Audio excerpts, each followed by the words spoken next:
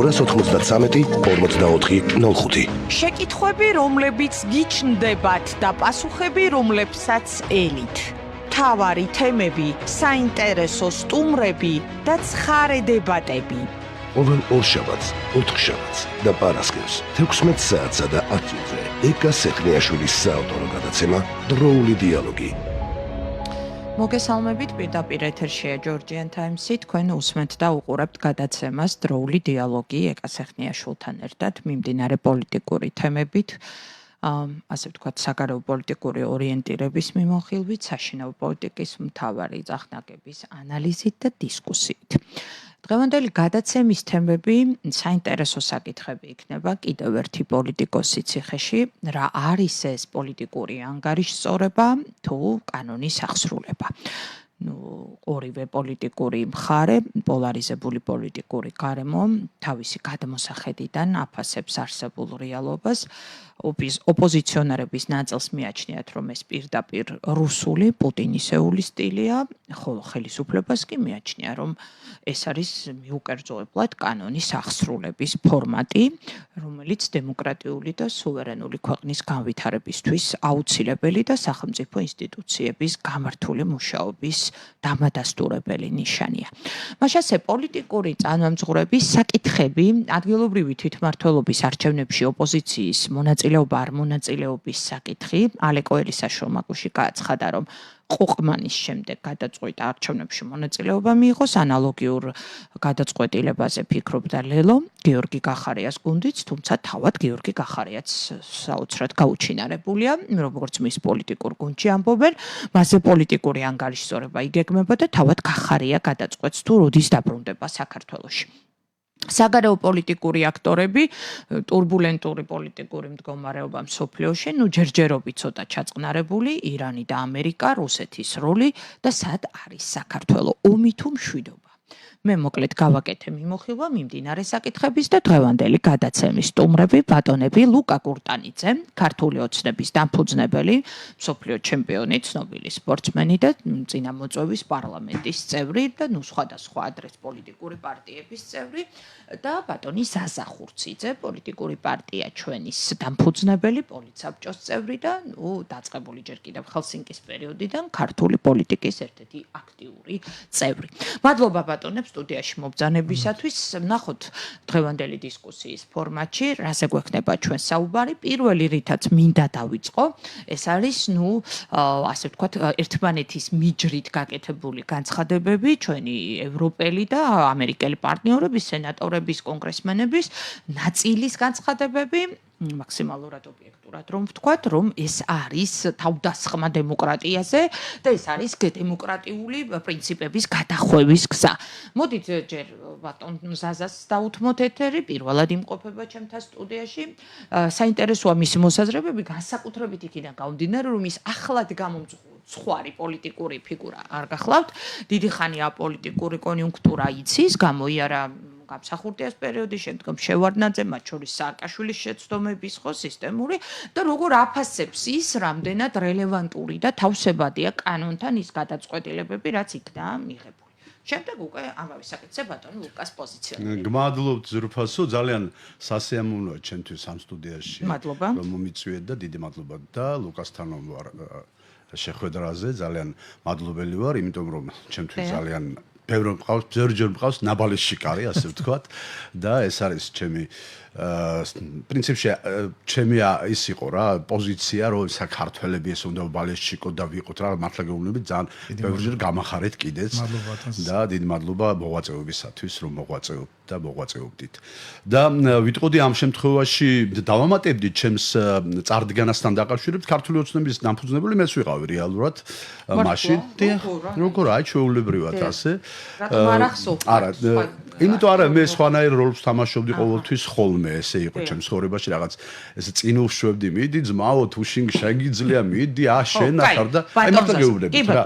აი ეს იყო ჩემი პოზიცია ყოველთვის და რაღაც არ მინდოდა ეს ლიდერობა სულ წამოვწული ყავს, ყოველთვის რაღაცნაირ მეორე როლის თამაში მიყვარდა ესეთი თამაშები. ახლა გამოჩნდა რომ ჩემს ცხოვრებაში ეს თურმე არ შეიძლება ესე სულ დაუთმო იმ ადამიანებს რომლებმაც წაგბატახეს. რა შეიცვალა ქართული ოცნების ერთ-ერთი დამფუძნებელი ვიყავ. არა, თქვენი ისტორია რა მოკლედ რა ქრონომეტრაჟი არ მოგცემ საშუალებას ანუ პოლიტიკური მდგენელი შეიცვალა ოცნებაში რამე ისეთი დაინახეთ თუ რატო შეიცვალა 2005 წლიდან ვიყავი მე ისანი სამგორის თავმჯდომარე ვარ სამგორის თავმჯდომარე რესპუბლიკური პარტიის როგორც დისიდენტური მოძრაობიდან ეს იყო ჩემი გადაწყვეტილება დისიდენტური მოძრაობის პიროვნებების შევერთებოდი ესეთი პოზიცია იყო და შემდეგ ქართულ ოცნებასთან ერთად როგორც მოვედი და არა მარტო იქ შეხვედრების კოორდინაციები ყველაფერი სამგორის რაიონში რაც ქართული ოცნება აკეთებდა ჩემი მეგობრები არიან და ჩემს მეგობრებთან ერთად დიდი ხანია ვიყავი და ვართ აი ეს მინდა და ის დიახ ეს ნუ ანუ რესპუბლიკელებთან ერთად თქვენს მე რა თქმა უნდა არა ჩვენ მანამდე დავტოვეთ მაგრამ მაინც კი ბატონო მანამდე რესპუბლიკელები დავტოვეთ მაშინ კონკრეტული კითხვით გადმოვარ კი ბატონო რესპუბლიკელებია თუ ეს არის ანუ თქვენი მხარდაჭერა ოცნებაში გაწევრიანების თავარი პოსტულატი მათ შორის რესპუბლიკელების ნუ თქვენ ამ შემთხვევაში ზოგადად მოგიაზრეთ არა რატომაც არა მეც დავეთანხმებოდი რისთვისაც გავერთიანდით ჩვენ იმისათვის რომ ხო და ეს იყო უმთავრესად კანონის აღსრულება ხო არა შერჩევითი სამართალი პოლიტიკური და ბიზნესის დატერორებაზე უარის თქმა რომელიმე არ შეასრულა ბიძინა ივანიშვილი საქმე იმაშია რომ ეს შესრულება არ შესრულებაზე არ არის საქმე აქ უმთავრესი მომენტი არის გაგრძელება ეს მემკვიდრეობითობის რომელიც აი უბრალოდ ერთ საათს ვიტყვი დავამატებ რომ არ არსებობს სოფლიო ისტორიაში აი უბრალოდ დამეთ ჩაეძიეთ მე ანალიზი გავუკეთეთ მე ვუკეთებ ძალიან ბევრ ანალიზს პოლიტიკურს ვაკეთებდი ამ შემთხვევაში რა შეიძლებოდა როგორ შეიძლება აქ არ არის საუბარი რომ თითქოს ჩვენ საუბრობთ და ძალიან მიხაროდა როცა ის დაიჭირეს ვინმე და რაღაცა შურისძებით ვიყავი მეც განწყობილი და ეს არასწორი გრძნობაა საერთოდ როგორც სულიერებაში ასევე მატერიაში რაღაც შურისძიება და პოლიტიკაშიც არაა შურისძიება არასწორი ქმედებაა რევანშისტული ესე მოქმედებები არა თქვენი აზრით რევანშისტული არა როცა სისტემურ დანაშაულს არა ივანიშვილი არ ფშოში არ არის მარტო მთლიანად გუნძია აქ საუბრად ქართულ ოცნებაზე რომელიც მეორე გუნდს რომელიც იყო ხელისუფლებაში ადანაშაულებს რომ სისტემურ დანაშაულებზე არის საუბარი დელეგიტიმაციაზე იმ ხელისუფლების რომელიც მაშინ იყო ეს არის უძლურება ამ ხელისუფლების სისუსტე იმაში მდგომარეობს რომ როდესაც დღის წესრიგი მას არ აქვს პოზიტიური არაფერი არ აქვს რომ თქვას რომ დაუშვათ მე უკვე აი ეხლა რეიტინგი ეცემა ამ ხელისუფლების იმიტომ კი არ ეცემა რომ დაუშვათ ცუდები არიან არა ყველა ხელისუფლების რეიტინგი საერთოდ ეცემა და რეიტინგი რო გაიუმჯობესოს ეძებს არა შიდა პრობლემებს რომელიც აქვს აი დაიწყო ახლა ხო დაკავებები იმის კორუფციასთან დაკავშირებით რამდენი პრობლემა აქვს შიგნით და ეძებს მტრის ხატის შექმნას რომ ელექტორატი გამოაღვიძოს მე ამავე დროს პოლიტოლოგიც ვარ შეგახსენებთ რა ექსპერტულად ვიტყვი ამას შესაძლებელი მომენტია ერთ-ერთი ვერსიაა ის რომ მუსირებს რომ ამ ყველაფერს აკეთებს იმისათვის რომ ტერიტორიული მთლიანობა აღადგინოს რომ მოხერხებული პარტნიორი გაუჩინოს კრემს დასალაპარაკებლად ის კი არა რომ მისი იყოს ამას კი არ ვლაპარაკობ ის რომ მოსახერხებელი იყოს ანუ ერთ-ერთი ვერსია იმის რომ დაიბრუნოს ხომ არის საუბარი რომ დავიბრუნოთ გავამთელოთ გამთლიანეთ საქართველოს ამდენ 30 წლის განმავლობაში ვერ გავამთლიანეთ ეს პოლიტიკოსები და ეს პოლიტიკური კონიუნქტურა ხელს უშლის ეს კონიუნქტურა დიახ მას ხელს უშლის იმაში რომ ოპოზიციონერები თავისი დღის წესრიგით ხელს უშლიან ამ პროცესს და ოპოზიციონერი კი არა თავითონ არა აქვს პოზიტიური დღის წესრიგი და ვერაფერი ვერ მოაქვს იმ სტაგნაცია ეკონომიკური განვითარება არ ხდება ნუ ერთ ადგილზე დგევართ რა ესე იგი შეიძლება ასე ითქვა და დაჭერით შესulis ამას დაჭერით შესაძლებელია აი უკვე დაჭერის შემდეგ იწყება სხვა პოზიცირება სხვა მისი საკითხების აი ზუსტად დიახ კარგი ბატონ ლუკასთან უნდა გადავინაცოთ ნუ გასაგებია კაცის დაკვირვება და მისი მოსაზრება მაგრამ მე ვიცი რომ თქვენ განსხვავებული მოსაზრება გაქვთ დაჭერის სტილზე ადამიანებთან მიმართებაზე და ამავე დოზე დაჭერა არც მინდა თვითონ ეს ტერმინი ჩემთვის ძალიან ისეთი მიუღებელია ხო დაკავება ადამიანის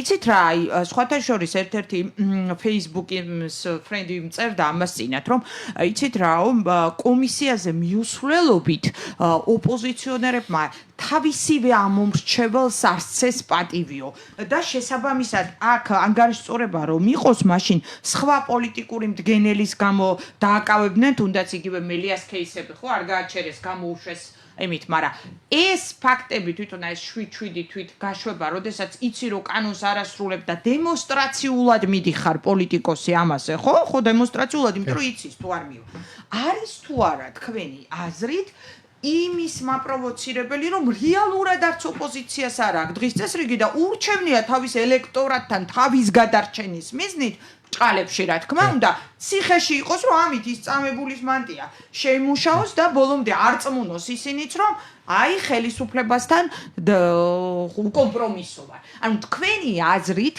რამდენად დემოკრატიულად მოქმედებს ხელისუფლება ამ შემთხვევაში?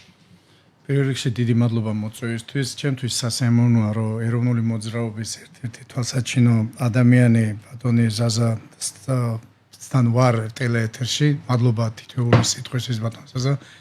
ჩვენ შეიძლება ბევრი რაღაც ძალიან დიდი განსხვავებები არ იყოს ჩვენს შორის, იმიტომ რომ მე რადგან ვარ მხარდამჭერი ამ პოლიტიკური ჯგუფის, რომელიც დღეს ხელისუფლებას მართავს, ეს იმას არ ნიშნავს, რომ რაღაც მინუსებზე არ ვისაუბროთ.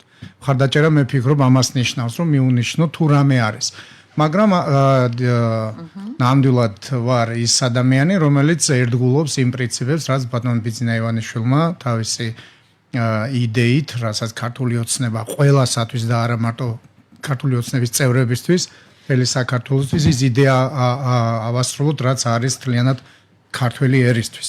რაც შეეხება უშუალოდ დღევანდელ პოზიციას, მე და ნიუანსები, რომელიც ბატონ ზაზამ ბატონ ზაზამ თქვა, მე ერთი რამ არის სტაგნაციასთან დაკავშირებით, ახლა უახლოესი დღეების წინ უნგრეთის ერთ-ერთ ლიდერმა ბატონ ორბანმა განაცხადა, რომ ინატრებდა იმ სვლას 7%-იან მატებას, რომელიც დღეს საქართველოს აქვს. შეიძლება ბევრი კრიტიკულად განწყობილი სპეციალისტი იყოს ამ მხრივ, მაგრამ როდესაც ევროპის შუაგულში აღიარებს უნგრეთი არ არის ხელწამოსაკრავი ქვეყანა და ის პოლიტიკოსი, რომელიც მართლა ნაციონალური თავისი ქვეყნის ერთგული ქვეყანაა, მათგან გაჟღერებული პოზიცია, მე ვფიქრობ, სარწმუნოა მთელი ევროპისთვის. ასე რომ ამ კონტექსტში ვიტყოდი, რომ დღეს საქართველოს არ არის ისე დასუსტებული, რომ თავისი პოზიცია არ დააფიქსიროს მთელ მსოფლიოში. ამას ძალიან მე აღთვალნებული ვარ იმით, ზედმეტად არა, მაგრამ აღთვალნებული ვარ ჩვენი ახალი თაობის პოლიტიკოსებით, ბატონი პრემიერის, ირაკლის, ასევე პარლამენტის თავმჯდომარის, ქალბატონი თეას, უტეხი ადამიანის პოზიცია, ლიდერები, რომლებიც დღეს ქართულ ოცნებას უძღვებიან, ფიქრობ, რომ იმ პოზიციას აღჟღერებენ, რომელიც ეროვნული მოძრაობის შემდეგ მე ვფიქრობ, მინელებული იყო ასეთი მტკიცე პოზიცია. ასე რომ ის პოზიცია კონკრეტულად ის პოზიციები, რომ დღეს ბატონ ბიძინა ივანიშვილის პოზიცია იყო ასეთი, რამ და თქვენს გაგიგიათ, რომ ის დემოკრატიულობით ბევრ ქვეყნებს, ევროპულ ქვეყნებს გააკვირვებდა. და ფიქრობ, რომ აქეთკენ ზუსტად ამ ჩვენი ლიბერალური დამოკიდებულებებით მივიღეთ ბევრი რამ სასიკეთო, მაგრამ ამასთანავე თქვენ გახსოვთ ოპოზიციის, ასე ვთქვათ, სკანდინირებდნენ, რომ ჩვენ უნიათოები ვართ, ჩვენ ასე ძალა არ შეგვწევს და ასე შემდეგ, მაგრამ ეს იყო ერთადერთი მთავარი, რაც იყო ბატონი ბიძინას ასე ვთქვათ, გაჟღერებული ინიციატივა, რომ მაქსიმალურად მოხდარიყო გაერთიანება ქართველი ერის, რომელიც ძალიან პოლარიზებული იყო და რადიკალურად განწყობილი ვიყავით. მე როგორც ერთ-ერთი თანამებრძოლი იმდენად რადიკალური ვიყავი, რომ და ჩემზე უარესებიც იყვნენ, იმიტომ რომ ნაციონალურ მოძრაობამ იმდენი რამ დააშავათ ხელისუფლებაში ყოფნის დროს, ნამდვილად აქ არ იქნებოდა სიმშვიდე, იმიტომ რომ მაქსიმალური რადიკალიზმი სახელმწიფოებას შეშლიდა. ამიტომ ბატონ ლუკა მომისმენთ, თქვენ ბრძანეთ, რომ ივანიშვილის იდეა ფიქსი იყო და ძალიან კარგი იდეა, რომ მოხდარიყო საზოგადოებრივი გაერთიანება. მოხდა ამ ნაბიჯები. რა თქმა უნდა, გარკვეულწილად მოხდა, მაგრამ ვისაც ეს არ აწყობს, თქვენ კარგად იცით ახლა, რომ აგერ ის რა ქვიან, შუაგულ რუსთაველზე ცეცხლი მოგვიწყვეს, სახელმწიფო ინსტიტუტებს შტურმით იღებდნენ, შემდეგ აგერ ბოლო მომენტები კიდე ერთ-ერთმა ეგრეთ წოდებულმა პოლიტიკოსმა პოლიციელს სილა გააწნა, შემდეგ პრეზიდენტობის ერთ-ერთი კანდიდატი ვაშაძე იყო, თავში ურტყამდა პოლიციელებს, ასე რომ სახელმწიფო ინსტიტუტებზე ამ ზედმეტმა ლიბერალურმა დამოკიდებულებამ გამოიწვია მათი ასე ვთქვათ თავდასხმა და ის რეაქცია, რაც ახლა ბოლოს ხდება იქ მელიას დაკავება, აგერ თარგამაძე კარგახანია დასაკავებელია, მაგრამ ახლა მოუწია და სხვები, რომლებმაც ასეთი რამ არტის სახელმწიფოებრივი ნაბიჯები გადადგეს, რა თქმა უნდა, მათი შეკავება ამ დროისთვის მე უფრო შევამსუბუქებ, იმიტომ რომ, ესე არის ქართულ ოცნების ეს ლიბერალური დამოკიდებულება შესაძლებელია ჩემთვის მიუღებელი იყოს, მაგრამ ჩემზე უფრო მეტად განათლებულნი არიან სახელმწიფოს მართვაში და ამიტომ ეს ნაბიჯები გამართლებულია იმისათვის, რომ სახელმწიფომ თავისი სიტყვას თქვას. ასე რომ და იმედი მისცეს ყველას, რომელიც გულშემატკივროს საქართველოს სახელმწიფოს. ამ დაპატიმრებებით იმედი მოგეცათ თქვენ? იმედი ეძლევა ჩვენ ახლა უმრავლესობას ხო ვირჩევთ ამ ხელისუფლებას. იმ უმრავლესობას ქონდა პროტესტი იმისა, რომ ნაციონალური რეჟიმის ასე ვთქვათ, გამაძლიერებელი სუბიექტები თავის დროზე უნდა ყოფილიყვნენ გასამართლებული. ეს ვფიქრობ თქვენ რომ დღეს და გუშინ დაიწყო. ეს მოთხოვნა არის 2012 წლიდან. და ეს კომისიაც ამ შეძახილის გამო შეიქმნა, იმიტომ რომ ადრე თუ გვიან უნდა აღსდგეს სამართლიანობა, ხო? სამართლიანობის აღდგენა ვერ მოხდება თუ საკადრისი პასუხი ვერ მიიღო იმ რეჟიმმა, რომელი რეჟიმიც მე შემიძლია უპასუხო რაღაც მომენტი. საქმე იმაშია, რომ საქმე იმაშია, რომ რეალურად ხო ყველანი ვიყავით მასე განწყობილი, მაგრამ უნდა გავითვალისწინოთ, რომ სახელმწიფოსთვის ეს არის საზიანო. იცოდეთ, ეს არის ძალიან საფათო თამაში. მემკვიდრეობითება ავიცუბრად უნდა იყოს შენარჩუნებული. ქალბატონო ეკა და ბატონო ლუკა, მემკვიდრეობითება თუ ჩვენ რეჟიმად ვაქცევთ, პინოჩეტი არის რეჟიმი, თვითონ დაიჭირეს პინოჩეტი, მაგრამ მისი ვიღაც თანამდებობის პირები მხოლოდ ნიურნბერგის მე ჩემსას ვიტყვი ძალიან კეთხვით, აი ჩაგეჭირებით და მე გააგრძელე. მე უბრალოდ აგერ თქვენ ამერიკაში ბოლო არეულობა როცა იყო, თავარი პოლიციელი გამოვიდა და თქვა და რა ტერმინოლოგიით ილაპარაკა მან. მე ვფიქრობ, რომ თუ ჩვენ ვიღებთ ამერიკიდან მაგალითებს და ევროპიდან, მაშინ ჩვენ თუ მაგალითებს ვიღებთ, მაგ შემთხვევაში ისეთი რამ, რომელიც იქნებით ვერც არც ამერიკაზე და არც ევროპაზე დიდი დემოკრატია.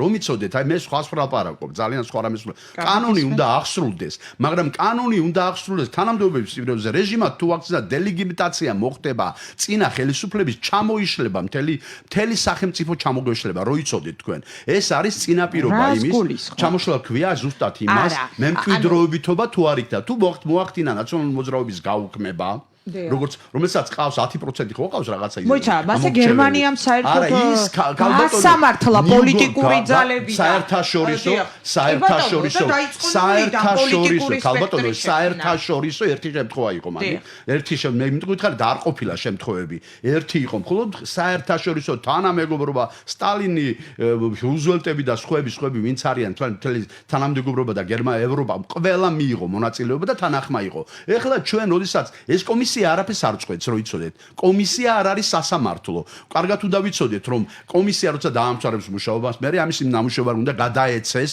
სასამართლოს. ამ სასამართლოს, რომელიც არ არის დამოუკიდებელი, რომელსაც არენდობა 50%, 40, არ ვიცი, რაღაც ნაწილი უმცირესობა ძალიან მაგარ რაღაცას ნიშნავს. ეს არ არის უბრალოდ უმრავლესობა რო არის ქართული ოცნება, უმცირესობა არაფერს არ ნიშნავს, არავინ არ თქვას. ამიტომ შემდეგ ამაზე აუცილებლად უნდა ითქვას. უმცირესობა თუ არ არის თანახმა, მაშინ დემოკრატია არ არსებობს. ეს არის გზა ავტოკრატიისაკენ. ეს არის ავტოკრატია, მეტი არაფერი არა ავტოკრატია. გასაგებია ბატონო, მაგრამ თუ სახელმწიფო ინსტიტუტების გაძლიერებისა და ინსტიტუციონალიზმის გამტკიცების ეგიდიდან საუბრობთ ამაზე, ამავე ეგიდიდან მოქმედი პოლიტიკური პარტიების ლიდერების არ მისვლა კომისიაზე ეს არის სხვა კონტექსტია. ის რამდენიმე კურდღელის დაჭერაა, რა თქმა უნდა, რამდენიმე კურდღელს იჭერენ. თუ დემოკრატიაზე და კანონის სამართლებრივ მიდგომებზე საუბრობს, დაიჭირავს და იჯდება ციხეში, რა პრობლემაა, მაგრამ თვითონ კანონის ეს შერჩევითი ზუსტად მაგაშია. ზედიზედ ყველა პოლიტიკური ლიდერის გამოძახება, ეს უკვე ძალადობაა პოლიტიკური და ეს არის. რატო სხვებიც გამოიძახეს არაპოლიტიკური პერსონები? გასაგებია, მაგრამ ყველა პოლიტიკურები ეს 1, 2, 3, 4 ძალიან ბევრია. რეკლამაზე გავიდეთ და რეკლამის შემდგომ ვისაუბროთ კიდევ. შეკითხვები, რომლებიც გიჩნდებათ და პასუხები, რომლებსაც ელით. მთავარი თემები, საინტერესო სტუმრები და ცხარე დებატები.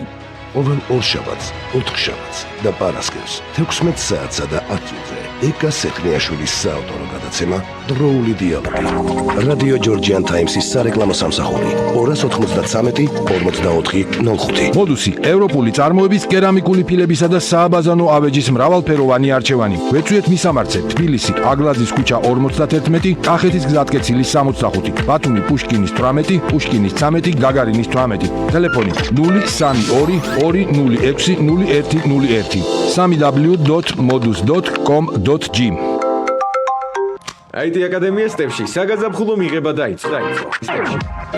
დაიწყო. პროგრამირება, ქსელები და კიბერუსაფრთხოება, გრაფიკული დიზაინი, UI UX დიზაინი, ინტერიერის დიზაინი, IT პროფესიების სკოლის პარალელურად. განვითარდი და განავითარე შენი საუკეთესო მომავალი სტეპში. IT step.g. მოდუსი ევროპული წარმოების კერამიკული ფილებისა და სააბაზანო ავეჯის მრავალფეროვანი არჩევანი. ვეცუეთ მისამართზე: თბილისი, აგლაძის ქუჩა 51, კახეთის გზატკეცილის 65, ბათუმი პუშკინის 18, პუშკინის 13, გაგარინის 18. ტელეფონი 032 206 0101 www.modus.com.g.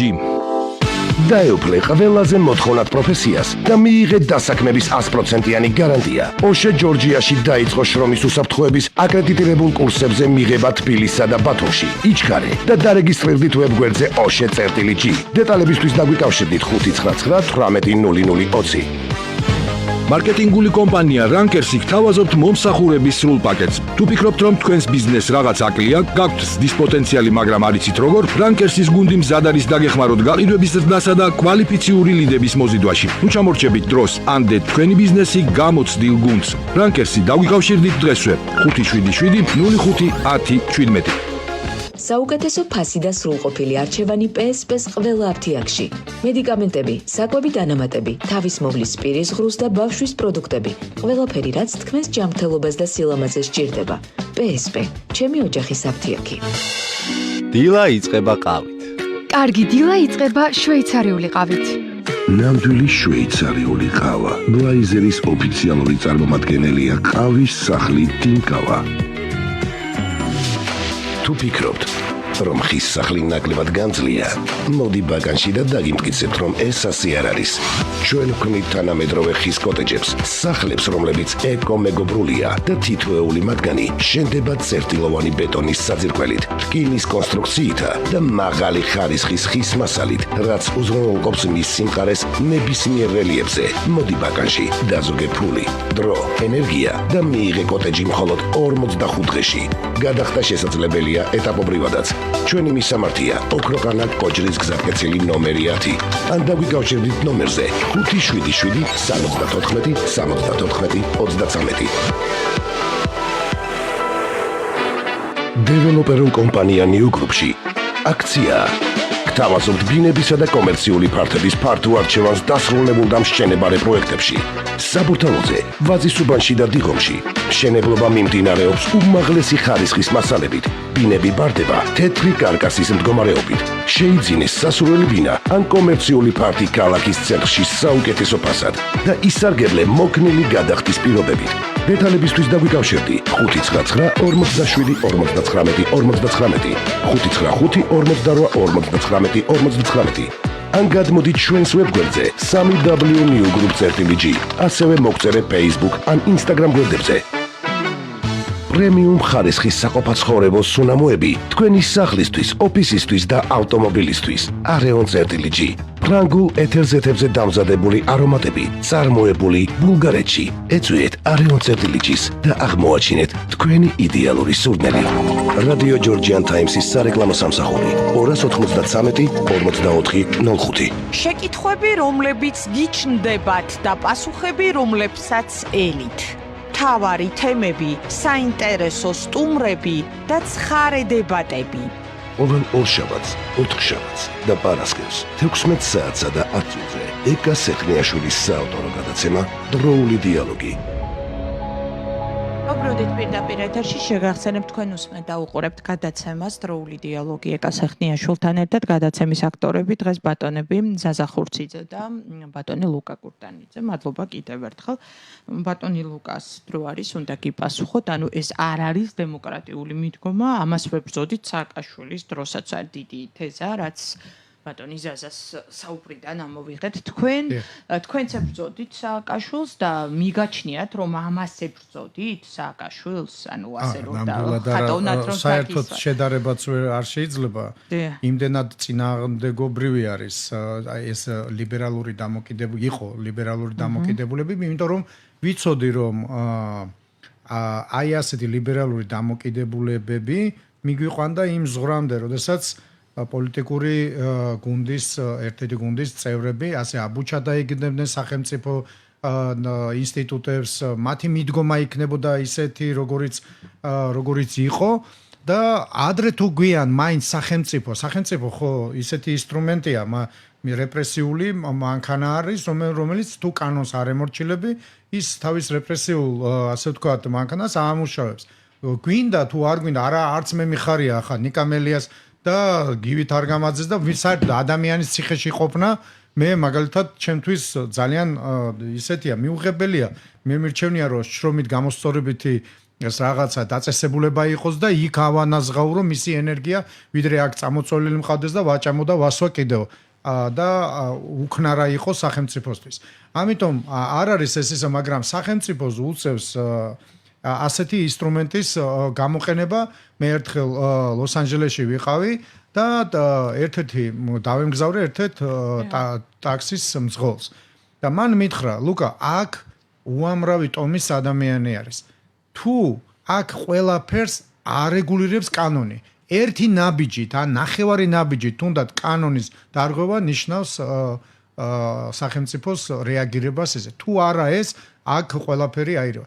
ესე არის ანუ სახელმწიფოს უწევს იძულებით თორემ დღევანდელ ხელისუფლებას თავისი ამ წლების განმავლობაში იმდენად ლიბერალური დამოკიდებულება ჰქონდა რომ პროტესტი იწვევდა თუნდაც ჩემნაირი შეხედულების ადამიანისას ასე რომ ყველამ ის ანუ ზომა სახელმწიფოსი ყველამ უნდა გავიზიაროთ ასე რომ თქვენ ქალბატონო აღნიშნეთ რომ ეს ამორჩევლის უგულველყოფა იყო რა თქმა უნდა ამორჩევლის უგულველყოფა შესაძლებელია ყველა ინსტიტუტში მიხვიდე და შენ დააფიქსირო შენი რადიკალური ოპოზიციური სიტყვა და ქმედებითაც განახორციელო ეს სანამ კანონი ამას უშვებს ეს თუ ასეთი დამოკიდებულება გვექნება მაშინ არ ვიფიქრებთ რომ ეს ადამიანები რევანშიზმით არიან განწყობილი და სახელმწიფოს ექნება ისეთივე პასუხი, რომელიც ახლა ჩვეულებრივ დემოკრატიულ ქვეყნებში არის.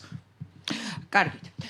ბატონ ზაზას და ბატონ ლუკასთან ახლა უკვე მეორე საკითხზე საგარეო პოლიტიკური ორიენტირი არსებული რეალობა რაღაცნაირად უკვე აღარ დააყენა ეჭქვეშ ამ ხელისუფლების თავარი პოსტულატი მოგეხსენებათ იყო საგარეო პოლიტიკურ ასპარეზზე მშვიდობის ხაზის შენარჩუნება ამაზე აქცენტი და აპელირება ბატონ ზაზა თქვენ როგორ ფიქრობთ ანუ რამდენად სწორი და მომგებიანია ეს პოზიცია და თქვენი მოსაზრებები რითი ამყარებთ თქვენ ამ შემთხვევაში ოპოზიცია იმ აზრს რომ ეს წმინდად პრორაშისტული ხელისუფლება მე ვიტყვი ასეთ რაღაცას რა როდესაც ხელისუფლება თავის დროზე და მე მომხრე ვიყავი ბალანსირების აი ლავირება რო ქვია ხო პოლიტიკური ლავირება ეს ძალიან აირგი რაღაცა ჩემთვის როგორც ოქროშვალედი ჩემთვის არის მე მინდა მივახციო ცხოვრებაშიც კი არა მარტო პოლიტიკაში არამედ ყველაფერში ჩვენს ურთიერთობაში ოქროშვალედი ჩემთვის ძალიან მნიშვნელოვანი რამ არის და ბევრი კვლევა მაქვს ამას ჩატარებული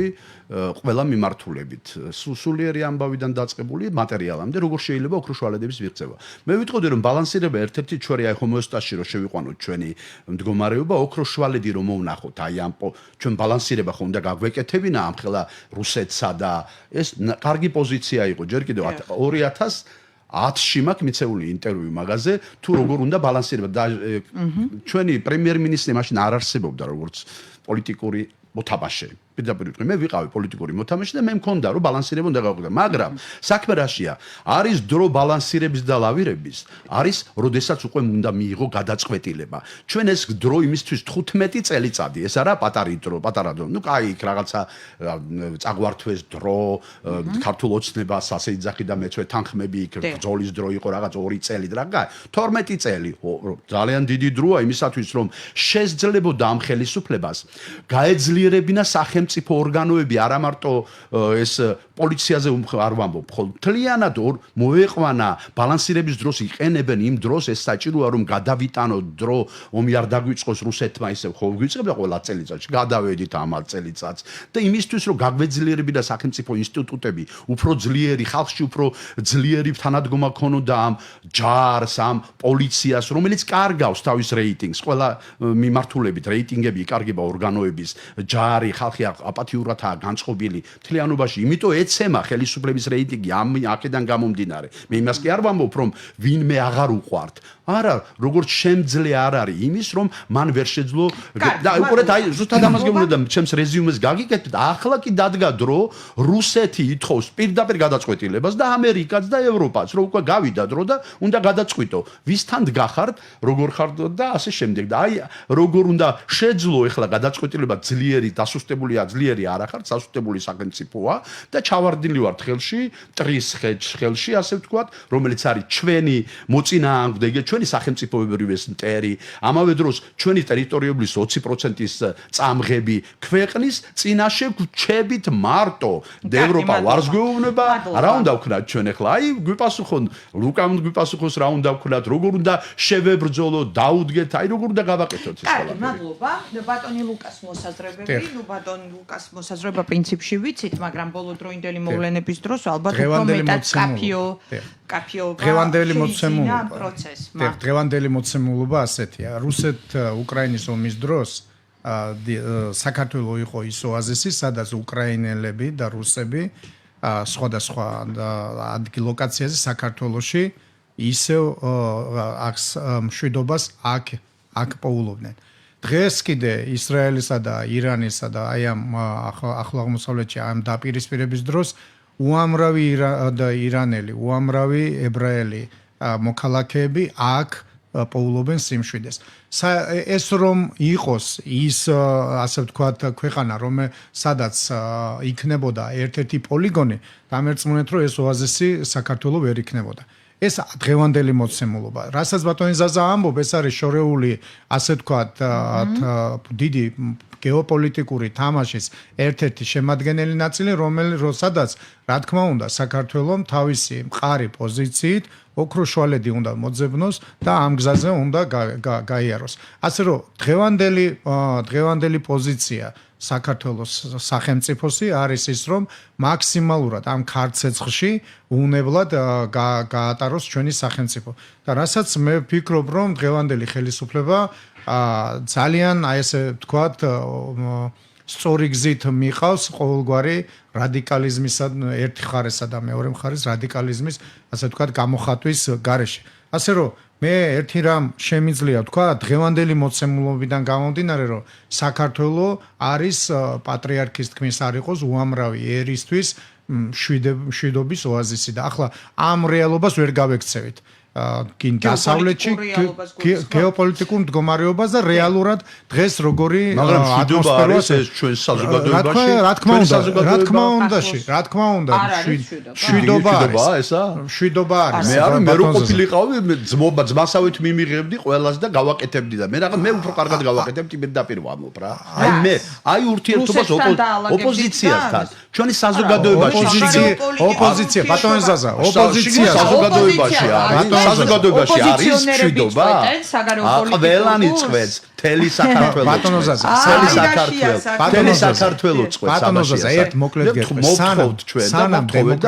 სანამ დემოკრატია არის აი ესე ვთქვათ იდეალური ასე ვთქვათ ჰარმონია ოპოზიციასა და პოზიციას შორის არ იარსებებს. ეს გამორიცხოთ. მაშინ უნდა გქონდეს ერთ კომუნიზმი ან რაღაცა დიქტატურა, რომელიც რასაც მე ვიტყვი იმას გაიმეორებ რეპრესიები. სხვა არაფერი. უყურეთ როგორ არის საბჭოთა კავშირის დროს ამავე დროს ვებრძოდი, ხო, მე მას დაკნინდა ბოლშევიკები ხრეთდნენ, ტროიკები იყო, მე ამოვიდა ავედი ნელ-ნელა ბრეჟნევი გვესაუბრებოდა, მე ჩემდას ვაბეჭდინებდი ანტიკომუნისტურ იმას შემცველ პროკლამაციებს 1991 წელს, წარმოგიდგინეთ რა, ხო და ბეჭდავდა ესე ჩუმად, მე მივიტანდი და მუშტაეთში ვავრცელებდი და საძმაკაცოში მე ისინი ავრცელებდნენ და ესე. არა, ეს იყო როგორც ანტიკომუნისტური ანტიპროპაგანდა იყო ჩვენ. ეს იყო რეჟიმი. ხო და რეჟიმი იყო და ეხლა რანაირი რეჟიმია პარლამენტის საკუთარ კაბინეტში შემოგივარდება, რასაც გინდა დაკადრებს. ქალბატონო, მაგი ხულიგნობაა ჯერ არა, მაგი სხვა რაღაცა. ეს ჰიბრიდული მიდგომა. მე ვერ გაგეთანხმებით, რომ სიტყვის თავისუფლება ან გამოხატვის თავისუფლება არის ტოლფასი, გნებავ კომუნისტური და გნებავ ახლა არ არის ეს რა თქმა უნდა. აგერ ვზივარ ჩვენ ამის ის არის ხო რა თქმა უნდა დამადასტურებლებია ვისაუბრობს, მაგრამ ჩვენი მოთხოვნები ხო იზრდება. მე არ მაკმაყოფილებს ეს რომ ვიღაცა რაღაცნაირად ცენზურეთ, ვიღაცა მე რა არ მაკმაყოფილებს დაჟე იცით, ბოდიში ამ სიტყვაზე ფჭილებს. რა არ მაკმაყოფილებს იცით? რომ თვით ცენზურა twin ცენზურაც კი არ მაკმაყოფილებს, აი თქვენია, თამასა კარგია, ეს მოიტანა ქართულმა ოცნება. ასე რომ თამასა საზოგადოება, არა, იქ არის სააგადოებრივ ვებრძოდი მე მაგას twin ცენზურას. საზოგადოება ყოველთვის ესეთია. ჩემპიონი რო ხარ, კიდე უფრო მაგარი ჩემპიონობა უნდა. ასე რომ ეს ჩვენი მონაპოვარია და მე თქვენთვის მინდოდა მსოფლიო ჩემპიონის 5ჯერ გამختارიყავი. კი ბატონო, ხო გინდოდა თქვენს მესამეჯერ. ხო, მე მგონი. აი ბექაური ხო გახდა ორჯერ, ახლა მესამედ გახდება. მესამე გახდა ეხლა თქვენ სამჯერ უნდა გავხდეთ. ვადაში მოდის თქვა. მაგას სხვას უნდა აჯობოს, იმიტომ აჯობებს იმდენად დიდი გმირია. ხო და მაგაზია საქმე სპორტში პრემიერს ვეთანხმები. ანუ წარმოიდგინეთ მე რა გამაჩერებს ეხლა ერთი თორემ მომკლავენ ერთი ახლა სიტყვას ღმერთმა არქნას და რამე მოხდეს უბედურება, მაგრამ ყველა ჯამ რა გამაჩერებს მე საბჭოთა კავშირის სიტყვის თავისუფლებას ვებრძოდი და ვავრცელებდი პროკლამაციებს. ეხლა მე სააკაშვილს ვებრძოდი თვით ცენზურა რო იყო და სატელიტური პარტიები რო ყავდა, პატარა პარტიები, მე რო ვარ ახლა პატარა პარტია და ვინმე რო შემიერთოს და ფული რო მომწეს. დაუშვათ ასეთები ყავდა 5 პარტია, 6, 7 დანარჩენები გაგვიჭირეს. ამას ვებრძოდი და რა უნდა გავჩერდე ახლა 60 წლის ადამიანი ვარ. მე შანსი არ აქვს. თქვენი გადასაწყვეტია კონსტიტუციური. ძალიან დიდი მადლობა ბატონი ზაზა ხურციძე, ბატონი ლუკა კურტანიძე. აი რას ნიშნავს განათლებული ადამიანების დისპუტი, არის ძალიან საინტერესო. მადლობა კიდევ ერთხელ. კი, ვასრულებთ გადაცემას. კიდევ ერთხელ მადლობა. ნახოთ როგორი იქნება პოლიტიკური დღის წესრიგი. პოლიტიკოსებმა გამოთქვეს გარკვეულმა ნაწილმა ოპოზიციონერებიდან, რომ ადგილობრივი თვითმმართველობის არჩევნებში მონაწილეობას მიიღებენ. ეს გადაწყვეტილებაც მათი კონსტიტუციური უფლებაა და ვფიქრობ, რომ ძალიან მნიშვნელოვანი მათივე ამორჩევლისთვის. ძალიან დიდი მადლობა. მოყავს შეხვედრამდე ეთერში იყო დროული დიალოგი.